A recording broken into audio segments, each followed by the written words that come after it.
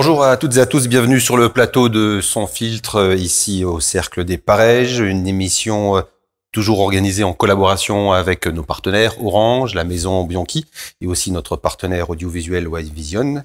Comme vous le savez, cette émission Sans Filtre sera diffusée sur le site de la semaine, sur ses réseaux sociaux. Elle sera aussi disponible sur les plateformes de podcast et sera diffusée chez nos amis de Moselle TV. Et bien sûr, fera l'objet d'un retour de notre hebdomadaire. Avec Aurélia Salinas, la rédactrice en chef de la semaine, nous avons le plaisir aujourd'hui d'accueillir Jean-Luc Baul.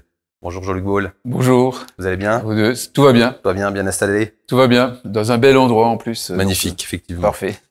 Jean-Luc Baul, donc vous êtes maire de Montigny-lès-Metz, troisième ville du département, premier vice-président de l'Eurométropole de Metz, ancien président d'ailleurs de la métropole. Vous avez 65 ans et vous vous apprêtez à briguer un 5e mandat à la tête de votre ville. En tout cas, vous allez sans doute, peut-être, nous le confirmer dans quelques instants.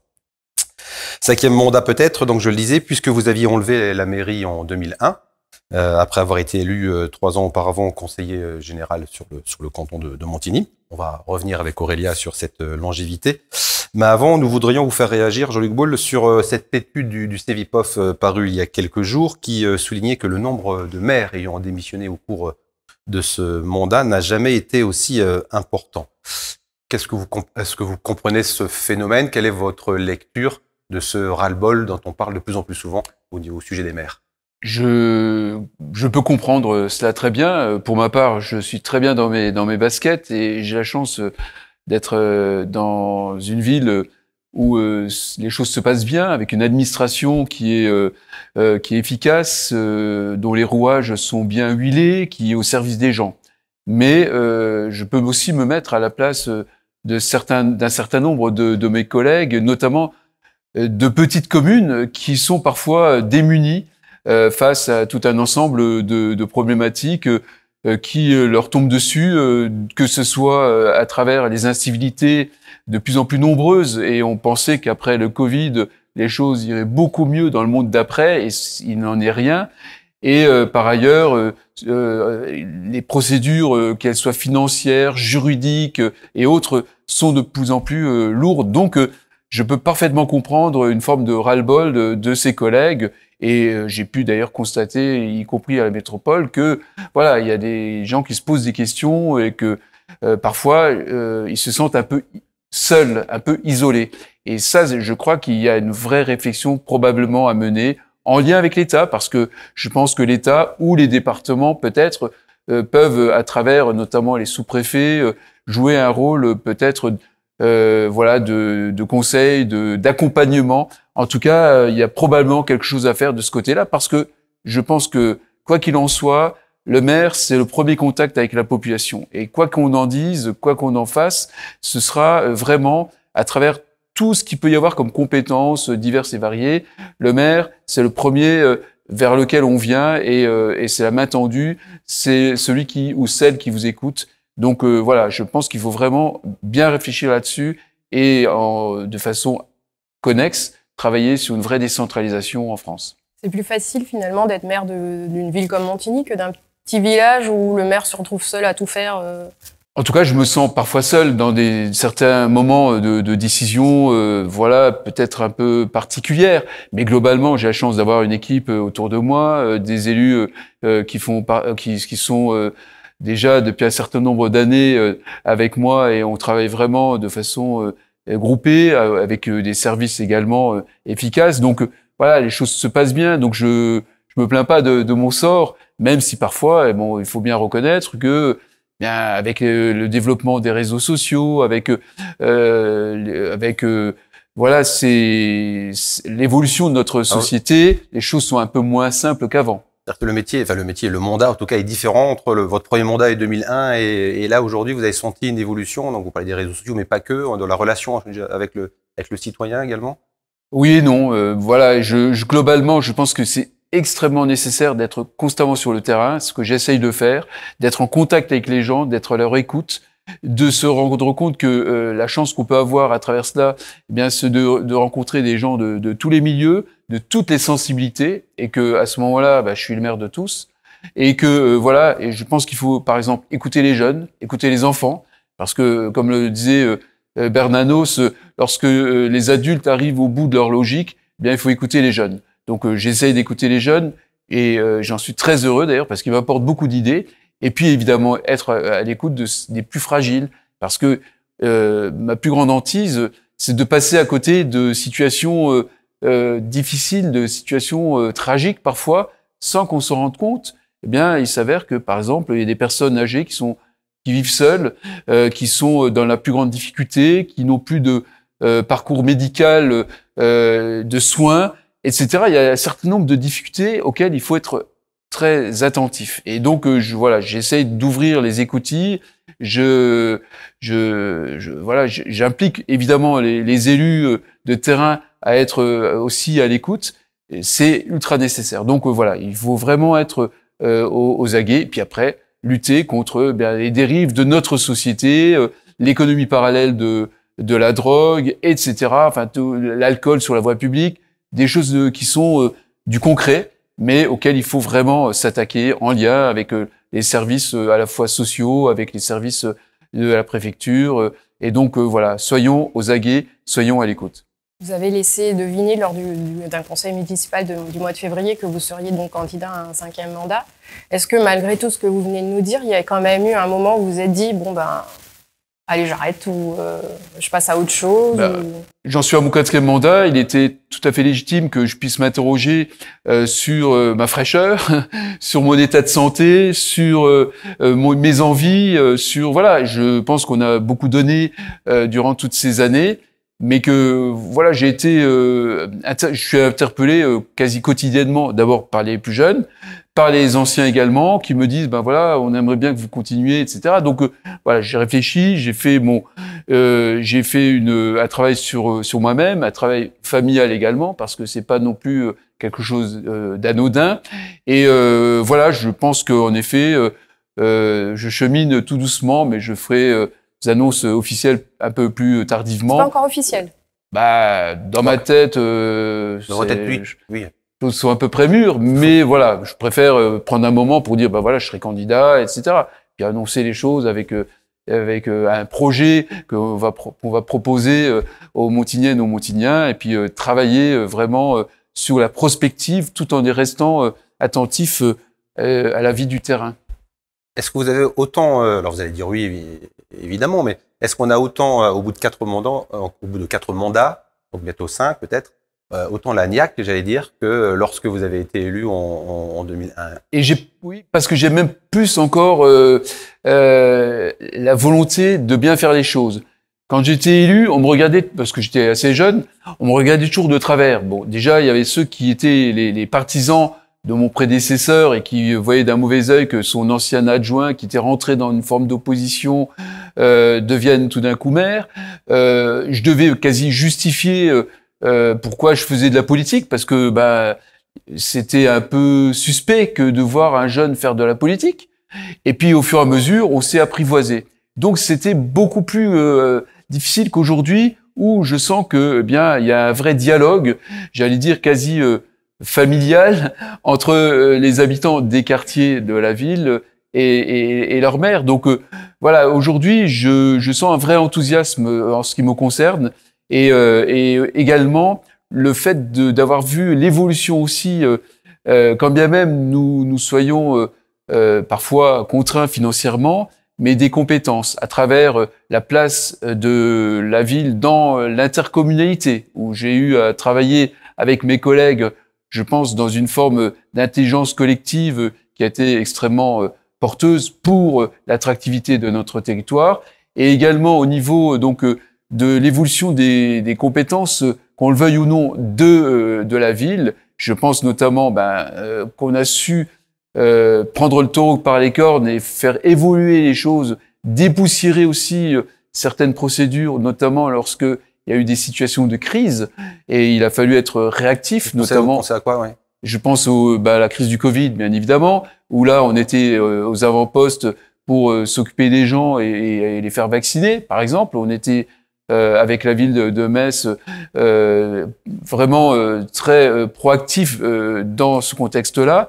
Et puis la crise énergétique où il a fallu là aussi prendre des mesures très rapides et qui ont permis une évolution considérable qui s'inscrivait d'ailleurs dans une politique de long terme que nous avions déjà mise en œuvre sur l'écologie urbaine et humaine et donc le développement durable. Voilà. Donc on a su vraiment trouver rapidement les ressorts du rebond et de la modernité.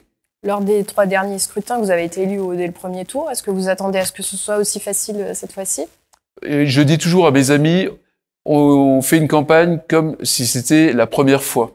Voilà. Et je crois que c'est le moindre des respects qu'on puisse accorder à celles et ceux auxquels on prétend pouvoir qu'on souhaite représenter. Donc voilà. Donc je crois qu'aujourd'hui, il n'est pas question de penser à un premier, deuxième tour, etc. Bon, la dernière fois, je me suis dit, s'il y avait eu un deuxième tour, il n'y a pas eu certaines formes d'opposition, si vous voyez ce que je veux dire. Donc ça aurait peut-être été... mais bon, voilà, on ne va pas se plaindre d'être élu au premier tour. Hein. Le Rassemblement national qui monte aussi à Montigny, c'est lui votre grand adversaire? Moi, je n'ai pas d'adversaire parce que je suis au service de toutes les Montigniennes et de tous les Montigniens. Alors, vous parlez d'un parti politique. Alors, ils ont commencé en effet par être au FN. Après, ils sont passés chez Zemmour. Alors, maintenant, je sais pas où ils en sont parce que voilà, c'est une sorte de gloubi-goulba. Mais bon, ça m'intéresse pas. Moi, ce qui m'intéresse, c'est de travailler pour les habitants de la ville. Si on reste sur Montigny, justement, le mandat qui s'achève là a été marqué par une grande réalisation, c'est la médiathèque Lysée. Médiathèque 507 dans le quartier Lysée. Je me mélange les pinceaux. Est-ce que vous pouvez un peu nous raconter la genèse de ce grand projet? Alors d'abord, pour moi, la politique du livre, c'est une sorte de constante. Quand j'étais jeune étudiant, j'ai eu la chance de travailler. D'abord, je lisais énormément. J'ai eu la chance de travailler à la médiathèque de Metz, au Pontifroy. Avant l'Arsenal, vous avez été... Avant même, oui, bien entendu, j'étais encore étudiant et donc j'ai eu la chance d'être au contact direct avec notamment une collection extraordinaire d'incunables, de livres anciens, de manuscrits de Paul Verlaine et j'en passe et des meilleurs. Et donc tout ça, ça m'a vraiment imprégné. J'ai d'ailleurs travaillé également à l'évêché à l'époque en quelques mois en contact avec les archives du diocèse, des lettres de Robert Schumann, etc. Donc tout ça, ça m'a vraiment imprégné. Et lorsque j'étais adjoint à la culture, un des projets que j'avais porté, c'était une bibliothèque à Montigny, qui est dans une ancienne maison d'œuvre, mais il s'avère qu'aujourd'hui elle est devenue beaucoup trop petite. Et donc à la faveur donc de la construction d'un nouveau quartier Lysée, dans les anciennes casernes occupées à l'époque par tout un ensemble évidemment de régiments, mais surtout le 507e régiment de chars de combat, où De Gaulle était chef de corps de 37 à 39. Donc voilà, je me suis dit que c'était peut-être un signal dans une période que nous connaissons où c'est le smartphone et le numérique dont on a l'impression que ça prend le dessus. Ben, je pense que c'est un bon signal de travailler sur le livre, la lecture publique, sur l'innovation aussi à travers cela. Et je pense que sur un plan, on va dire, de l'épanouissement citoyen et de l'épanouissement intellectuel tout court, ça correspond aussi à une volonté, grâce à la culture, d'élever les choses. Et donc voilà, ça a été d'abord c'est un projet patrimonial puisqu'il s'agit de restaurer une ancienne longère, une ancienne écurie, d'ailleurs où le général de Gaulle avait ses chevaux probablement. Donc on va conserver tout cela précieusement dans son jus, tout en inscrivant évidemment dans un geste architectural contemporain permettant d'accueillir les lecteurs et les lectrices futures dans cette médiathèque 507. Le geste architectural dont vous parlez, c'est pas le premier, parce qu'à chaque mandat, vous faites un grand projet comme ça. Il y a eu le château de Courcelles, la salle au repas. Alors on fête les 20 ans cette année du château de Courcelles. Voilà. Et du coup, alors ce sera quoi le prochain? En tout cas, un projet sur lequel je travaille le plus en amont possible, parce que j'ai confié une étude à des étudiants de l'Université de Lorraine en urbanisme, aménagement durable, un excellent laboratoire qui est d'ailleurs basé à Metz, à Montigny pour l'instant, parce qu'ils étaient hébergés à l'ENSP et également à Nancy. Donc voilà, on a déjà l'arc Nancy-Metz et l'Université de Lorraine de toute façon pour travailler sur un espace vert qui était à l'époque occupé par Charles Quint. Et donc c'est un futur jardin de la ville et nous allons préserver bien évidemment Charles Quint qui était très malade durant l'hiver 1552 et qui a plié bagage au moment où donc il voulait évidemment capter la ville de Metz, mais le duc de Guise a été avec les Messins très courageux, très fort, et donc il a découragé donc Charles Quint. Et donc nous allons travailler sur un jardin qui soit à la fois patrimonial, puisque on a fait des fouilles archéologiques et je remercie d'ailleurs puisqu'on est dans le cadre d'un nouveau quartier de la ville, promoteurs qui ont été extrêmement compréhensifs pour nous accompagner, notamment sur des fouilles archéologiques qui ont prouvé non seulement attesté la présence de Charles Quint à cet endroit, mais qui a également, on a été plus loin dans l'histoire de notre ville. On a trouvé des éléments de l'âge du bronze et également une villa gallo-romaine. Donc il s'agira pour nous de raconter cette histoire-là dans un espace muséal ou en tout cas immersif, probablement avec des technologies contemporaines pour raconter cette histoire que tout le monde ignorait finalement. Et comme c'est un jardin qui a aussi une histoire, il y avait des anciennes pépinières à l'époque c'était la maison Martin Fourquin, et donc il y a des arbres remarquables.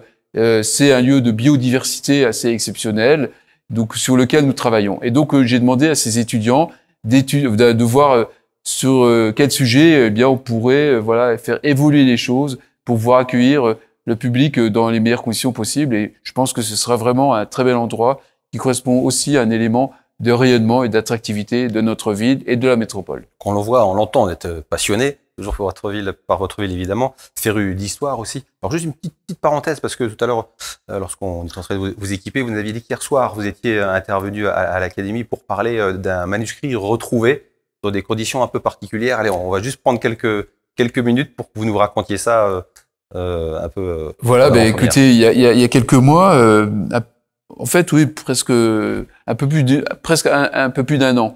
Il y a un ancien, une personne retraitée de la ville, un ancien chauffeur qui vient qui était retiré dans le sud-ouest, et il m'appelle, il me dit voilà, je voudrais vous remettre quelque chose, et donc, en fait, il m'a remis un paquet d'archives, de manuscrits de Robert Schumann, donc d'originaux forcément, puisque c'est des manuscrits qui ne sont jamais sortis, qui sont méconnus. Qui n'étaient pas répertoriés. Qui n'étaient pas répertoriés, et ces manuscrits avaient été, il les a retrouvés dans des caisses qui étaient égarées par mon prédécesseur, et donc voilà, tout d'un coup, c'est comme ce que j'ai dit hier, le permafrost de l'histoire qui voit s'exhumer comme ça.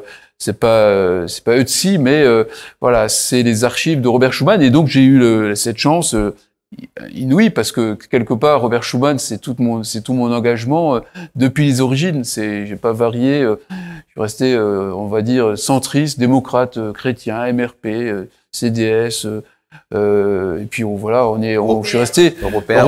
Voilà, c'est ma sensibilité. Et donc voilà, j'ai pu travailler là-dessus, et donc j'ai présenté en avant-première aux académiciens de l'Académie nationale de Metz et au public qui est venu hier à Montigny dans le cadre d'une conférence hors les murs de l'Académie. Donc ces documents qui seront évidemment ensuite présentés au public et aux chercheurs, aux historiens, et j'espère que voilà, ça viendra abonder cette histoire très forte de l'imprégnation à la fois de Robert Schumann sur notre territoire, Sichazel, Montigny, qui était évidemment tête de proue aussi là-dessus, et puis également dans la construction de l'Europe. Et j'ai pu d'ailleurs faire un parallèle entre la situation de l'époque, qui est très, très compliquée, notamment avec le rejet, par exemple, de la Communauté européenne de défense, donc la mise en place 5 ans après la Seconde Guerre mondiale, bien de la CECA, mais en tout cas la création de l'Europe, de l'Union européenne, et la situation d'aujourd'hui,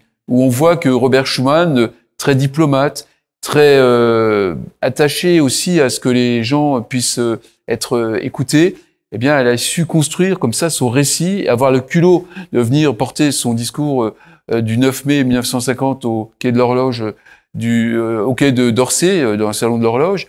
Et donc, voilà, je crois que ça devrait nous inspirer. Et il disait, il ne faut pas faire du blabla inutile, des conférences gouvernementales, intergouvernementales, internationales qui risquent de durer et de n'apporter pas grand-chose. On peut penser à certaines conférences qui viennent de se dérouler au Canada, par exemple. Enfin, voilà. Et donc, bon, ceci dit, il a aussi placé la diplomatie en premier lieu, plutôt que le conflit inutile. Donc c'est écho, évidemment, avec l'actualité du moment. On a parlé de Montigny, on va parler un peu de... Une question sur Montigny qui va faire la transition avec le reste.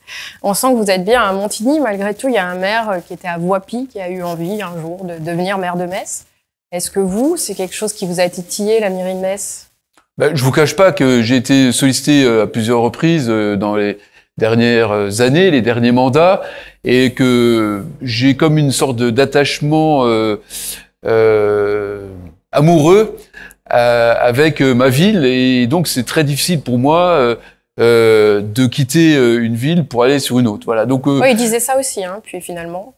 Oui, mais bon, voilà, je suis plus un perdreau de l'année, et j'ai vraiment cet attachement viscéral. Et évidemment que Metz, et j'ai eu la chance de servir Metz et tout le territoire durant 12 années lorsque j'ai présidé la métropole, et je suis très fier d'avoir pu contribuer avec le maire de Metz et l'ensemble des élus de l'époque, Dominique Gros, y compris le maire de Voipy de l'époque, bien de porter des projets auxquels aujourd'hui on peut dire merci, car ils contribuent aujourd'hui à une force territoriale très forte de Metz, de sa métropole, dans la grande région, dans la région Grand Est, dans la grande région et en France.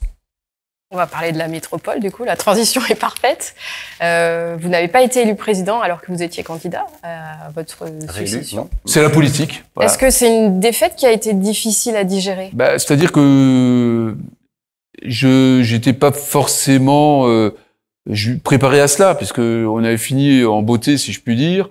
Bon, en même temps, après, il y a eu le Covid, il y a eu une sorte de dilution des choses, et j'étais extrêmement investi pour travailler justement sur la prise en compte de cette crise, y compris au niveau de la métropole. J'avais 2 conférences des maires, une avec les maires sortants qui étaient quand même en place, d'autres, moi j'étais déjà élu, mais voilà, d'autres pas encore élus, donc il fallait faire le lien, etc. Puis tout d'un coup, donc j'étais venu confiant, mais voilà, il manquait 5 voix, 5 voix c'est comme ça, donc je ne veux pas pleurer indéfiniment sur le lait tombé par terre, c'est la démocratie, donc je la respecte.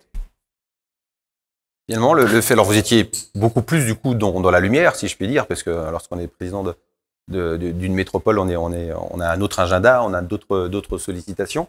Comment vous avez vécu un peu ce passage de l'un à l'autre, encore une fois, abstraction faite de ce que vous venez de dire, du côté défaite ou victoire, mais il y a un autre rythme. Du coup, vous allez nous dire, oui, vous êtes recentré sur la ville, mais est-ce que ça vous manque d'avoir une hauteur de vue un peu, de voir les choses de manière un peu plus macro que simplement d'être concentré sur Montigny? Oui, c'est vrai. Je peux parler de la métropole, mais je peux parler aussi de la région. Hein, donc j'étais premier vice-président de la région, et à cet égard, je dois dire qu'il y avait une sorte de synergie entre mon rôle de président de la métropole et celui de la région, car il y a ces éléments on va dire extrêmement forts de stratégie commune. Sur l'enseignement supérieur à la recherche, par exemple, sur l'innovation, sur tout un ensemble de sujets, le développement économique, évidemment, avec la mise en place du SRDE2I, donc le schéma régional de développement économique et de développement durable, donc le SRADET, toutes ces choses-là, on les a mises en place. On a travaillé aussi à la mise en place donc de la nouvelle région, la nouvelle configuration avec Philippe Richert. Après, j'ai fait l'intérim. Et donc, voilà. Donc, quelque part, c'est vrai que j'ai été passionné par, on va dire, cette dualité entre la présidence de la métropole et la première vice-présidente de la région. Mais bon, c'est comme ça. Là aussi, la démocratie a décidé. Donc, j'ai fait mon choix différemment. Voilà. Alors, vas-y. Aujourd'hui, le président de la métropole, c'est le maire de Metz. Oui. Est-ce que c'est normal que ce soit le maire de la ville capitale qui soit président, ou est-ce que c'est pas plus équilibré que ce soit un maire de Montigny quel est votre avis sur ça? Moi, j'ai toujours pensé que, à l'époque, évidemment, je vais pas dire le contraire. J'avais été élu président de la métropole et j'ai essayé de servir néanmoins de façon, on va dire, la plus loyale possible la Metz, comme les autres communes de la métropole, parce que j'estime que quand on est élu, on est au service des gens et au service d'un objectif qui est ce qu'on appelle, que Schuman pourrait appeler le bien commun. Donc quelque part, j'ai considéré que c'était là où j'étais, je pouvais être utile. Après, je peux comprendre aussi. D'ailleurs, mon prédécesseur, c'était Jean Mahéroche. Il était maire de Metz. Il était président de la CA2M à l'époque. Moi, j'étais son premier vice-président. Et je peux comprendre qu'il ait eu envie. D'ailleurs, je pense qu'au début, quand j'ai été président de la métropole, il n'était pas très heureux de cela. Quelque part, en disant, oui, finalement, c'est quand même normal que ce soit le maire de Metz. Bon, après, j'ai fait mes preuves. Je pense que le maire de Metz de l'époque a certainement un témoignage à apporter à ce sujet-là. Mais bon, en tout cas, on a travaillé, je pense, le plus loyalement possible ensemble. Oui, justement, il y avait une sorte, en tout cas de l'extérieur, une sorte de binôme, de tandem, voilà, entre Dominique Gros, qui était maire de Metz, premier VP de la métropole, et vous, président de la métropole. Donc voilà, il y avait une répartition des rôles qui était assez nette. Et puis, une bonne entente entre vous deux. On sent pas spécialement la même alchimie entre vous et François Grosdidier. On a un tempérament différent, voilà. Donc mais on travaille. Moi, je reste au service dans les délégations qui sont les miennes, aux relations internationales, transfrontalières, surtout le tourisme, où là j'ai pu être extrêmement actif, notamment au niveau national, puisque je suis président de France Tourisme Urbain. C'était l'ancienne conférence nationale pour le tourisme urbain qui avait été créée par l'ancien maire de Rennes, Edmond Hervé. Et donc, j'ai porté un certain nombre de projets dans ce contexte-là, avec également la présidence de la commission tourisme de France Urbaine. Donc, France Urbaine, c'est l'association des maires et des présidents des métropoles de France, en gros. Et donc, je suis coprésident avec la maire d'Avignon, Cécile L. Et donc là, à cet égard, nous avons porté avec des députés une nouvelle politique sur tout ce qui touche les Airbnb en milieu urbain où à Metz ça pose pas forcément des problèmes pour l'instant, mais dans certaines villes où il y a un surtourisme et donc il faut une régulation des meublés de tourisme. Et donc avec Iñaki Ichaniz notamment, qui est un député du Sud-Ouest, nous avons porté donc cette politique. Il y a une loi qui a été votée à l'unanimité au Parlement et les décrets d'application sont en cours de route au mois de novembre dernier, donc pour réguler ces meublés de tourisme. Donc voilà, j'ai vraiment été passionné par cette dimension touristique et j'ajoute que c'est aussi une fierté que j'ai pu avoir lorsque j'étais à la métropole, c'est que nous avions été parmi 7 intercommunalités de France à être les premières à être labellisées tourisme durable, donc destination innovante durable, DID, voilà. Et quand on parle de tourisme à Metz, c'est pas anodin. Pour autant, alors c'est peut-être la faute certainement des médias, on vous voit pas spécialement en première ligne sur ces sujets-là. On a tendance à voir un peu plus Inspire Metz, et puis donc le président de l'agence d'attractivité, Cédric Goutte. Oui, voilà, c'est vrai, parce qu'en fait, il s'avère que Inspire Metz, c'est nous qui l'avons créé, avec le maire de Metz de l'époque, qui était aussi président, Dominique Gros. Et donc, c'est l'outil d'attractivité de la métropole. On était les premiers, je rappelle, en France, à créer une agence d'attractivité avec Toulouse, Jean-Luc Moudinque.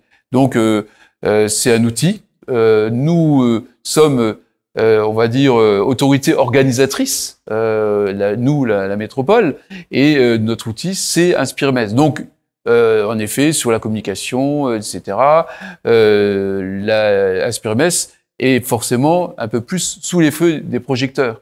Moi, je suis un homme de l'ombre, je travaille, et il s'avère que le président, directeur général d'InspireMess, il est aussi maire de Voipy, mais il est aussi président du comité régional du tourisme, il s'occupe du tourisme au niveau régional, donc quelque part, il a des outils qui lui permettent d'être un peu plus en première ligne sur ces choses-là, mais bon, moi j'étais au niveau national et on a travaillé comme des moines soldats dans l'ombre avec Cécile L, maire d'Avignon, elle a un peu plus de soleil que nous, quoi qu'en ce moment on n'est pas à se plaindre. Mais voilà, on a formé un très bon binôme.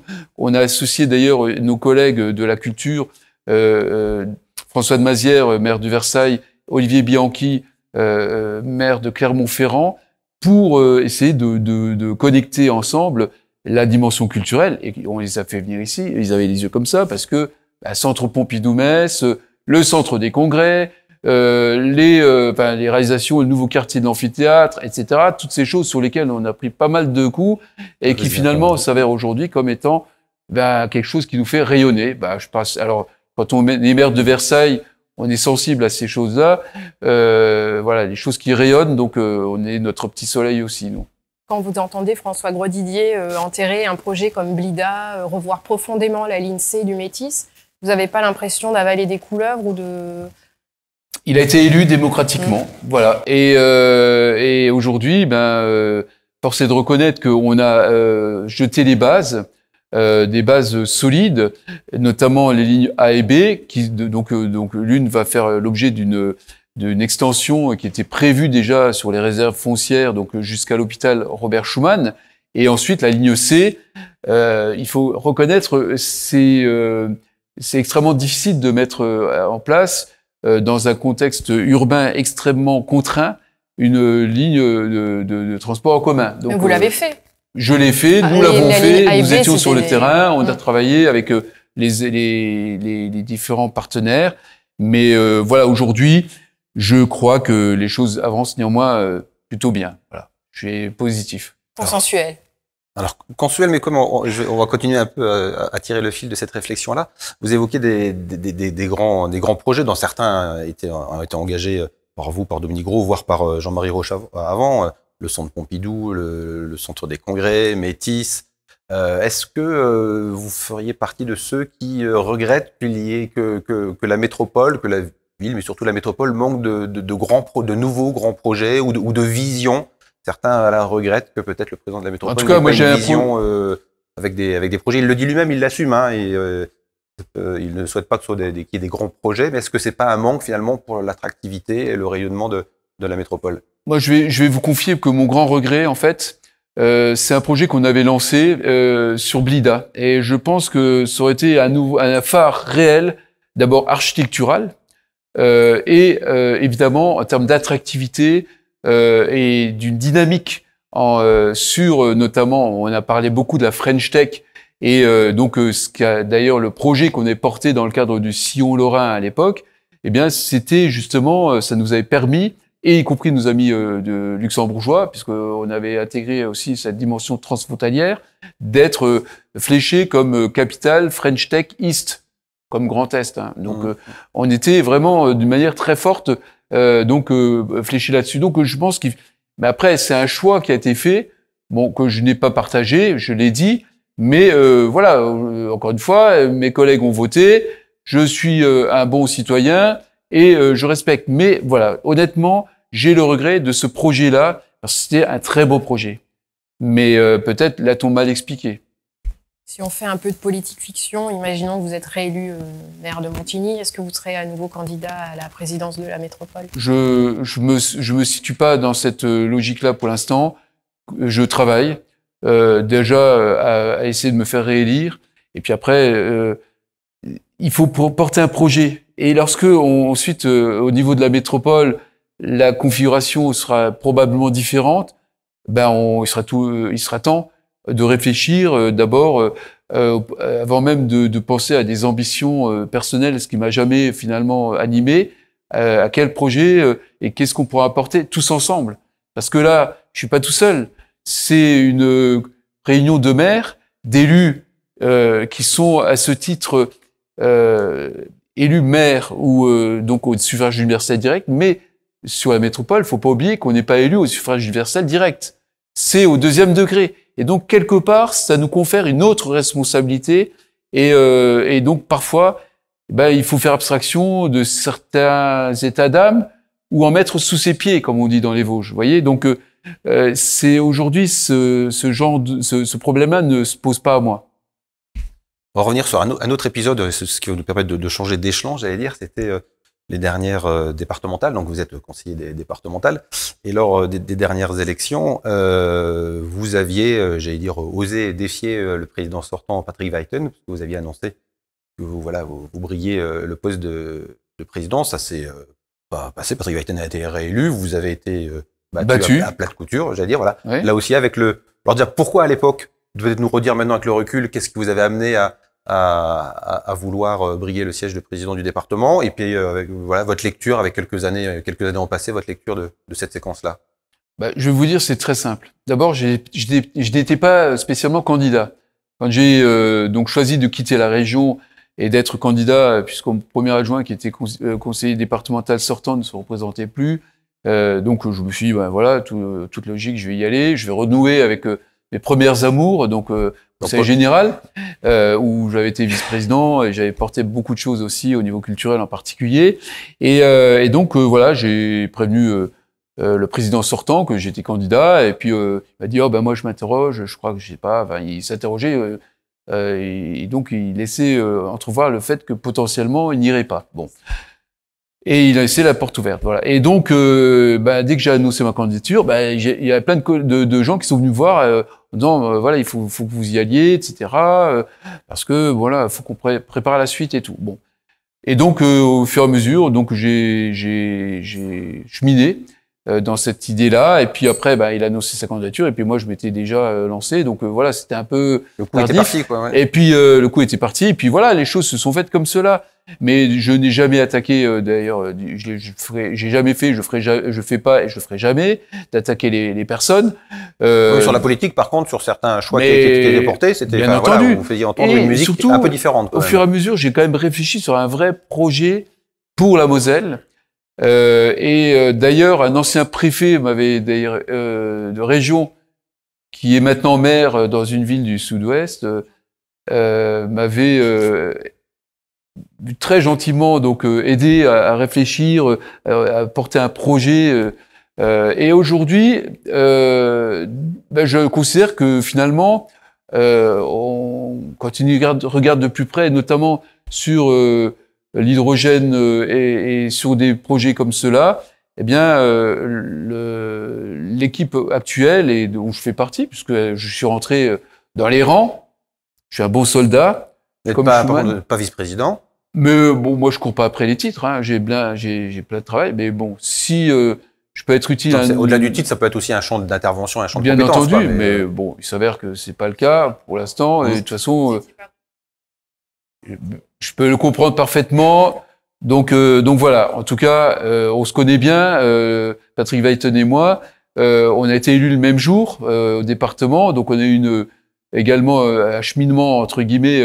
On va dire assez parallèle et commun, parce qu'il était maire, on se disait souvent, il était maire d'une commune de banlieue, moi je suis maire d'une commune de banlieue, une commune cheminote, l'un et l'autre. On avait finalement côté centriste qu'on partageait évidemment, on était membres fondateurs de l'UDI, etc., lui et moi, donc voilà, on a une forme d'amitié voilà, qui est ancienne. Et c'est vrai que nos chemins parfois se sont séparés, notamment sur l'épisode du centre des congrès, par exemple, ou d'autres, mais le département pour des raisons probablement financières certainement, mais en tout cas politiciennes, mais qui ne m'intéressent pas. Aujourd'hui, moi, ce qui m'intéresse de toute façon, c'est qu'on puisse essayer, et je peux le reconnaître, qu'il porte son département. Il a su aussi se corriger sur un certain nombre de choses. Et je le reconnais. Lesquels ?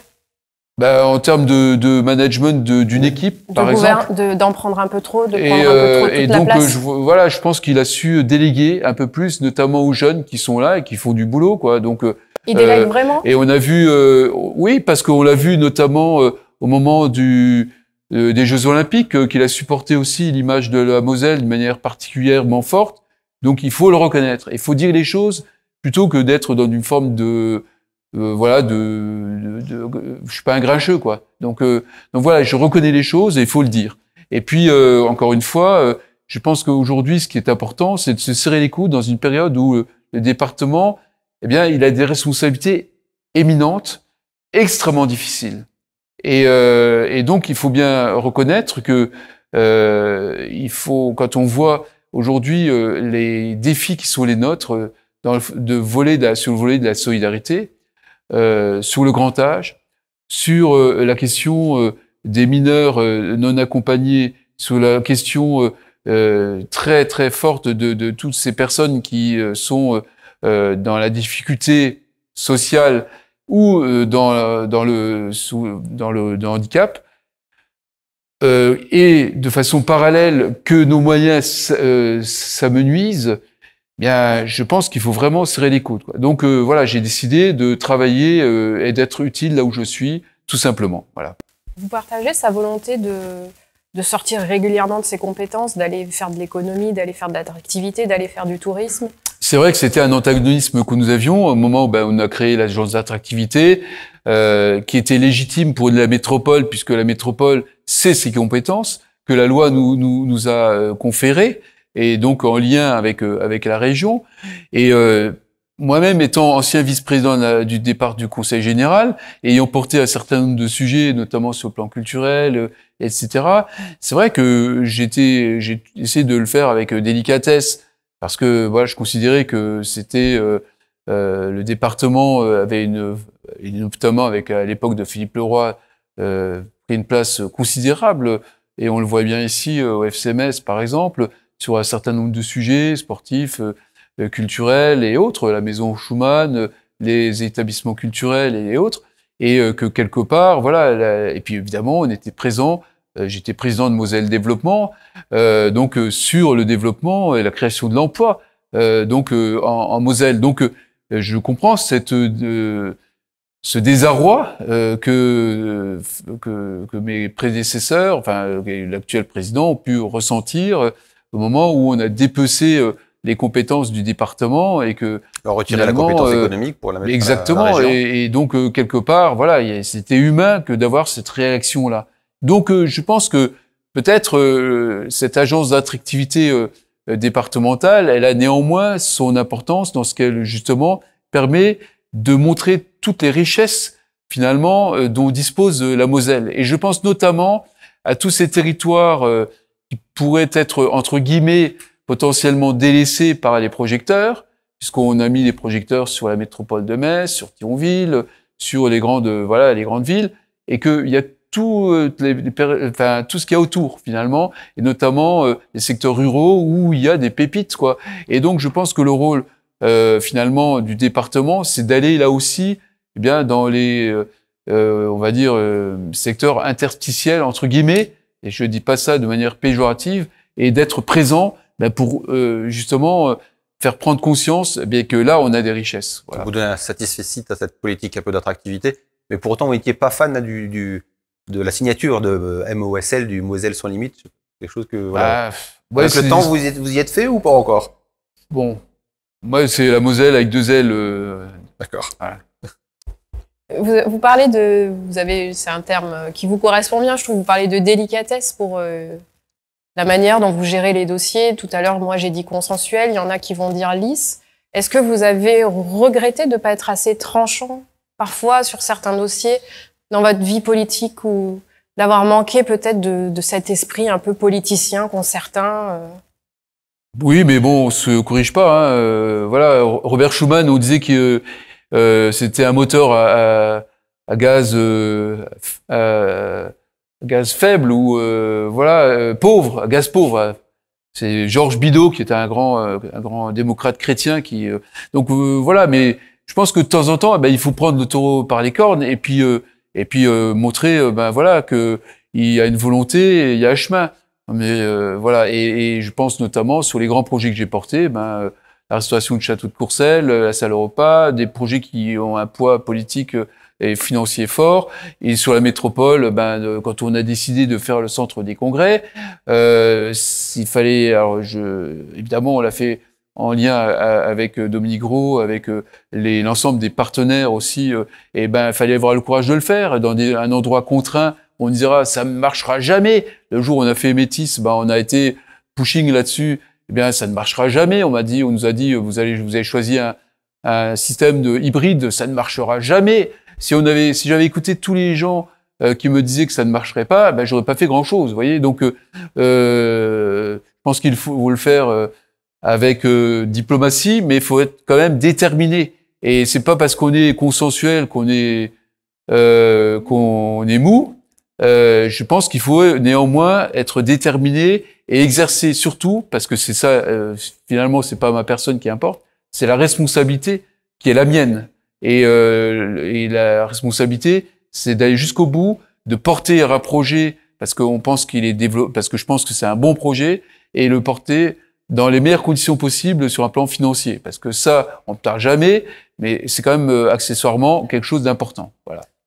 Avant de parler un peu de national, sur la région, donc vous aviez été premier vice-président de la région, est-ce qu'à un moment donné, vous avez été tenté, ou est-ce que vous avez souhaité, vous avez réfléchi j'allais dire, de lever le doigt, entre guillemets, ou de porter candidature, ou de faire campagne auprès de vos collègues conseillers régionaux pour être président de région? Je vous cache pas que lorsque j'ai assumé la présidence, l'intérim, après la démission de Philippe Richard. Après la démission de Philippe, il y a certains de collègues qui sont venus me chercher. Et j'ai pensé, à cette époque-là, dans le contexte où la démission de Philippe s'était faite, je me suis dit que ce serait peut-être un traumatisme supplémentaire que d'infliger aux Alsaciens un non-Alsacien, quoique je sois à moitié Alsacien quand même. Quoi. Donc j'ai dit voilà, pardon. Non, mais c'est comme ça. Et donc j'ai eu à cœur de maintenir ces équilibres que nous avions mis en place à l'époque avec Philippe et Richert, auxquels je pense d'ailleurs souvent parce qu'on était vraiment en communion de pensée l'un et l'autre. On se parle régulièrement d'ailleurs encore, et il est toujours aussi vif. Et donc voilà, j'ai pensé que ça devait être un Alsacien, et après voilà, c'était Jean Rotner. Voilà. On vous avait reproché de ne pas assez porter les dossiers mosellans. Finalement, on s'est rendu compte que ceux qui sont passés après vous n'ont pas fait vraiment beaucoup mieux. Est-ce que c'est difficile de j'aurais pas accepté. Moselle J'ai été premier vice-président tout en étant président de la métropole. Alors ça, on me l'a reproché aussi. D'ailleurs, je me souviens d'une émission de télévision où je me suis retrouvé sur une chaîne concurrente au sud de la Lorraine avec un grand écran où c'était marqué Ball Cumulard. Hein, donc c'est bien quand on fait une émission de télé, ça vous met tout de suite en forme en disant j'étais maire de Montigny-Metz, j'étais président de la métropole et j'étais premier vice-président de la région. Donc c'est vrai que j'étais un cumulard. Sauf que j'étais au service des gens, et donc vous comprenez que là aujourd'hui, je constate que ce genre et tant mieux pour ceux qui m'ont succédé, on reproche pas aux gens de trop en faire, vous voyez ce que je veux dire. Hein. Donc aujourd'hui, moi là où je suis, j'essaie d'être utile, de bien faire les choses. Voilà, c'est tout. Donc on peut toujours critiquer tout ce qu'on veut, mais faut faire abstraction. Et puis quand on rentre chez soi, dans son jardin secret à Montigny, dans son jardin tout court, on est très bien et donc tout va bien. Voilà. Vous avez évoqué tout à l'heure votre filiation européenne et démocrate chrétienne. Aujourd'hui, vous êtes à Horizon. Oui. Pour vous, c'est la suite logique. Pour autant, on sait, c'est Pierre Cuny, le maire de Thionville, qui est je sais pas quel est son titre, d'animateur départemental, responsable départemental d'Horizon. Vous, quel est votre rôle au sein d'Horizon? Enfin, est-ce que vous êtes simplement un simple militant, un simple maire adhérent, ou est-ce que vous avez un autre rôle? Moi, je suis vice-président, donc voilà. Mais moi, j'ai jamais été un frénétique des partis politiques. Hein, donc, c'est pas mon premier rôle d'être un militant. Je l'ai fait. J'étais plus jeune. Je me suis beaucoup usé autour d'une candidature qui était celle de Raymond Barre avant même d'être élu. Donc voilà, et c'était pas facile de porter quelqu'un qui a une grande aura, mais un peu poussif, si vous voyez ce que je veux dire, et d'être pushing. D'autant qu'à l'époque, il y avait des grandes têtes d'affiche. Hein, il y a quand même, voilà, Mitterrand, il y avait les Chirac, les Giscard, etc. Donc c'était voilà, et boum, boum, boum, voilà. Donc c'était assez drôle de devoir essayer de vous regrettez conjuguer. C'est pas cette époque-là, mais intellectuellement, c'était néanmoins très intéressant. Voilà, vous pensez qu'il y a une différence avec le paysage politique d'aujourd'hui? Ça manque un peu de richesse aujourd'hui, ou de fond? Moi, ce qui m'inquiète, pour tout dire, c'est le fait qu'il y a une déconnexion, alors je pense au niveau national, déconnexion entre le national et le local. Voilà. Déjà, le fait qu'il puisse plus y avoir de cumul entre les mandats locaux et le mandat national, parlementaire, je trouve que c'est une perte en ligne considérable. Voilà, je le dis tout net et sans aucun état d'âme. Deuxièmement, et donc ça affaiblit d'une certaine manière la nourriture, j'allais dire spirituelle et intellectuelle et des parlementaires, parce que je pense que il devrait être on devrait abonder, et je pense que c'est un terreau qui leur manque. Voilà. Et puis, ce qui m'inquiète également, mais c'est sur un angle plus large et géopolitique, c'est l'appauvrissement intellectuel des dirigeants de la planète.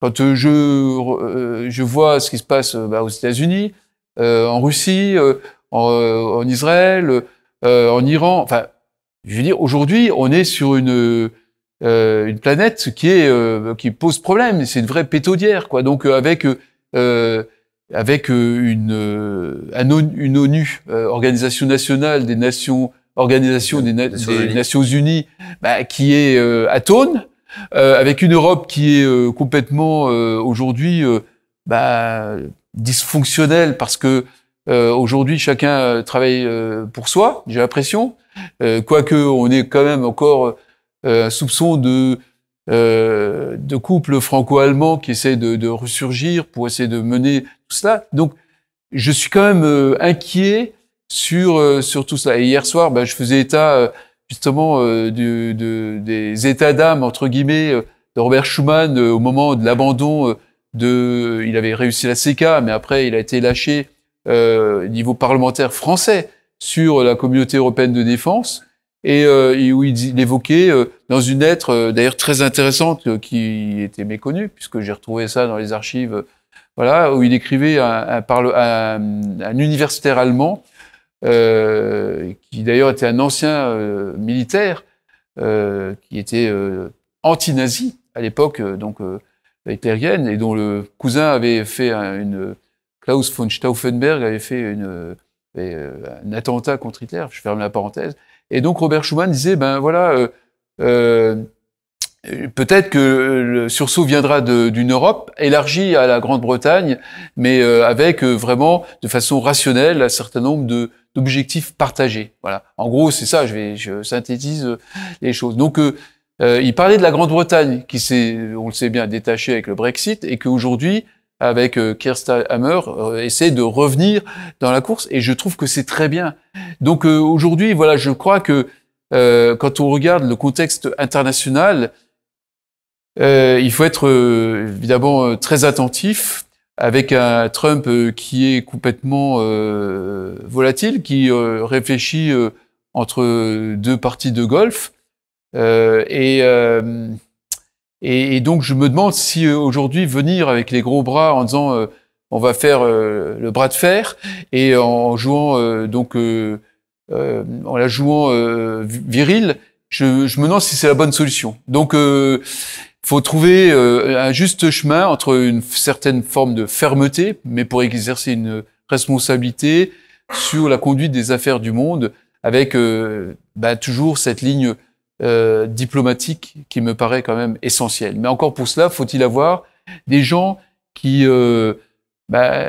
soient dans cette dimension suffisamment avec du recul pour pouvoir essayer donc de ne pas être trop d'un côté ou d'un autre. Quand on est sur la région du Moyen-Orient, voilà, faut vraiment trouver la bonne formule. Hein. L'heure avance, donc juste deux questions avant de passer la parole à la salle, s'il y a des questions. Il y a aussi des interrogations. Enfin, la première question, c'est plutôt deux en une. En quelques mots, votre point de vue, votre ressenti sur actuellement le président de la République et sur le Premier ministre François Bayrou, qui est un peu aussi de votre famille politique, en tout cas centriste. Et sur Emmanuel Macron, sur sa position aujourd'hui, après la dissolution, son rôle aujourd'hui. Je pense qu'il a eu un talent qui est celui justement de la dimension internationale, qu'il faut quand même lui reconnaître. Il a eu cette erreur historique de la dissolution. Bon, d'autres l'ont fait avant, hein, mais dans un contexte comme celui que nous connaissons, ça nous fragilise quand même singulièrement, notamment sur le plan politique. Et j'ai évoqué tout à l'heure les décisions qui sont prises. Là, hier, il y a un amendement qui a été adopté hier, voté, à l'Assemblée nationale, où on choisit dans le développement durable, enfin, dans les énergies, laisser tomber les éoliennes et les photovoltaïques. Donc, vous voyez, ce genre d'amendement complètement absurde, porté par le Rassemblement national et quelques-uns. Enfin, voilà. Alors, évidemment, 6 écolos dans la salle, les centristes, les Horizons ont voté contre l'amendement, etc. Mais on n'était pas suffisamment nombreux. Donc, vous voyez, il y a quand même un vrai souci par rapport à ça. Et donc, le président de la République, il est obligé de faire dans un contexte, finalement, d'une forme de cohabitation avec un François Bayrou qui essaye de maintenir, de sauver sa peau dans ce contexte institutionnel extrêmement fragile. Donc, François Bayrou, je connais bien et depuis longtemps. C'est un personnage rond. Est-ce que c'est bien dans ce contexte-là? Probablement pour se maintenir, mais encore faut-il porter des réformes. Et on sait combien il faut, quand on voit le déficit de l'assurance maladie, plus d'1 milliard d'euros, et tout le monde s'en fout, personne n'en parle. Donc, qu'est-ce qu'on fait? Je veux dire, il y a un moment, il faut prendre des décisions. Donc, je pense que là-dessus, si on travaille sur le futur, quelqu'un comme Édouard Philippe, il saura, je pense, il est suffisamment fin diplomate, mais en même temps une forme d'autorité rassemblée pour prendre des bonnes décisions. Et je crois qu'aujourd'hui, il faut travailler pour l'avenir de nos enfants, de nos petits-enfants, et non pas regarder son nombril, sa réélection. À condition d'avoir une majorité parlementaire. Exactement. Justement, ces mandats-là, députés, sénateurs, ce sont des mandats qui vous intéressent Là aussi, hein. Quand on vous entend parler, on vous dit que vous aurez votre place à l'Assemblée nationale. Oui, mais aujourd'hui, j'ai fait mon choix qui est celui de la filière courte. Et donc, filière courte, c'est-à-dire être maire et d'être auprès des habitants de ma commune. Et donc, voilà. Bon, définitif. De toute façon, en politique, il faut jamais dire Fontaine, je ne boirai pas de ton eau. Voilà. Donc aujourd'hui, je réfléchis pas à ce qui va se passer après-demain ou dans le futur. Je suis d'abord les municipales, le nez dans le guidon, exactement. Et donc je peux pas répondre sincèrement. Tout dépend de tout le contexte dans lequel on va se trouver. Et voilà, faut savoir saisir juste un moment. Une opportunité, mais pas une opportunité pour soi. C'est pas une carrière qu'on se construit. Moi, je pense que j'ai ma carrière qui est derrière moi. Et en tout cas, je suis au service des gens. Donc, c'est tout ce qui doit animer aujourd'hui les décisions que je dois prendre. Merci Jean-Luc Baule. Merci à vous. Y a-t-il quelques questions, une ou des questions? Oui, ici, madame.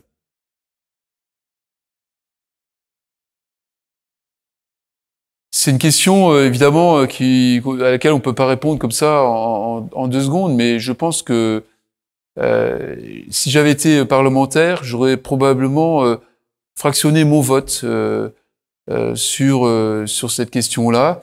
Je pense qu'il y a des personnes qui sont en fin de vie, qu'il faut accompagner jusqu'au bout, mais je pense qu'il faut être très vigilant à faire en sorte qu'il n'y ait pas de dérive qui puisse être imposée au corps médical, alors que je pense qu'il faut leur faire confiance. Et je crois qu'aujourd'hui, et j'ai un exemple personnel récent, le corps médical dispose de suffisamment d'outils à la fois en termes évidemment technique, si je puis dire, de technique médicale, mais en même temps de hauteur de vue inspirée par un serment que chaque médecin prend en début de carrière, qui s'appelle le serment d'Hippocrate, pour pouvoir prendre les décisions nécessaires. Donc voilà, c'est un sujet extrêmement sensible, délicat, et je ne suis pas persuadé que mettre ça sur la place publique au niveau de l'Assemblée nationale à ce moment-là, dans le contexte que nous connaissons, de tensions internationales et autres, ce soit une bonne chose. Voilà.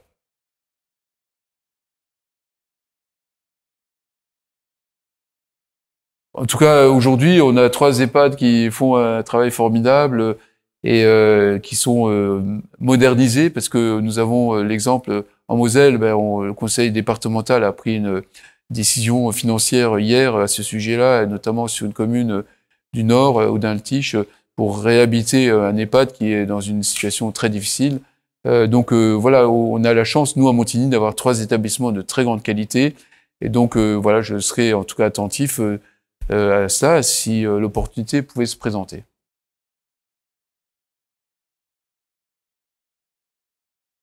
Oui, c'est vrai, je l'ai évoqué tout à l'heure sur la question du cumul des mandats et donc le fait qu'on ne puisse plus forcément être sur un mandat local et un mandat national en même temps. Et c'est vrai qu'il y a une déperdition d'énergie à cet égard et surtout, peut-être parfois il y a pu avoir des déconnexions, il peut y avoir des déconnexions et en tout cas il y a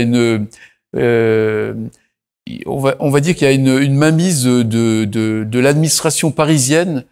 Je suis pas négatif quand je dis ça, mais en tout cas, c'est l'administration qui prend le dessus, et c'est ça qui me gêne un peu. Et je me souviens des grands élus que nous avions au niveau national, qui étaient aussi, je prends l'exemple de Jean Mahéroche, parce que j'ai bien connu à titre personnel, qui était sénateur et qui était maire, qui a fait très bien le job et qui a su, grâce à son mandat de sénateur aussi et de maire, faire avancer notre territoire à travers, par exemple, Georgia Tech ou d'autres, la construction, par exemple, du Technopole. Et depuis, nous avons bénéficié de cela pour faire venir l'Institut Lafayette, par exemple, à l'époque, ou solidifier donc ces édifices. Donc c'est vrai qu'il y a là aujourd'hui, c'est plus le cas. Et bon, après, moi je suis pas parlementaire, mais je pense qu'il faut en effet peut-être revoir les choses. Et sur le plan territorial, en tout cas, je ne sais pas si le conseil territorial c'est une solution ou pas. Qui permettait à la fois d'être, oui, mais c'était les élus.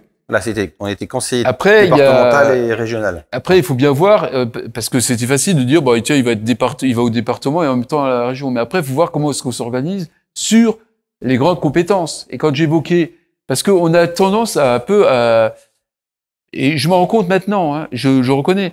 J'étais président de la métropole, j'étais à la région. Et donc, on regardait un peu de manière, on se dit, les départements maintenant, ça commence, sauf que, quand on y regarde de plus près, les départements, ils ont quand même une mission essentielle et régalienne qui est celle de la solidarité. Et je l'évoquais tout à l'heure. Donc, faut pas regarder ça à la légère. Donc, voir comment est-ce qu'on peut sectoriser, mais de façon intelligente, en redistribuant les cartes, faire réintégrer évidemment les communes, parce qu'il faut leur donner les forces aussi d'agir. Et moi, je me rends bien compte que parfois, on essaye de naviguer pour essayer de trouver les moyens. Donc de toute façon, tout passe par une chose, c'est quand on parle de décentralisation, c'est de donner les moyens au territoire. Voilà. Et quand je vois, par exemple, en Allemagne, il y a des territoires qui ont des moyens, qui sont surdimensionnés peut-être, quand on voit Rheinland-Pfalz ou bien Bade-Württemberg, qui sont quasiment, c'est un pays, hein, ils lèvent l'impôt de manière forte, etc. Donc il y a cette question-là de la répartition de la richesse fiscale, etc., pour porter des projets. Mais il faut bien expliquer cela aux gens, et je pense que le bon sens collectif doit pouvoir l'emporter. S'il ne l'emporte pas au Parlement, malheureusement. Merci Jean-Luc Baule, ce sera le mot de la fin. Merci d'avoir joué le Merci jeu à vous. de Sans Filtre, mené en partenariat avec...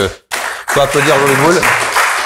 En partenariat avec Orange et la Maison Bianchi, nous vous donnons rendez-vous fin août pour entamer une nouvelle série de Sans Filtre, une nouvelle série d'émissions qui seront plus largement consacrées au municipal. D'ici là, toute l'équipe de la semaine vous souhaite un bel été. Au revoir.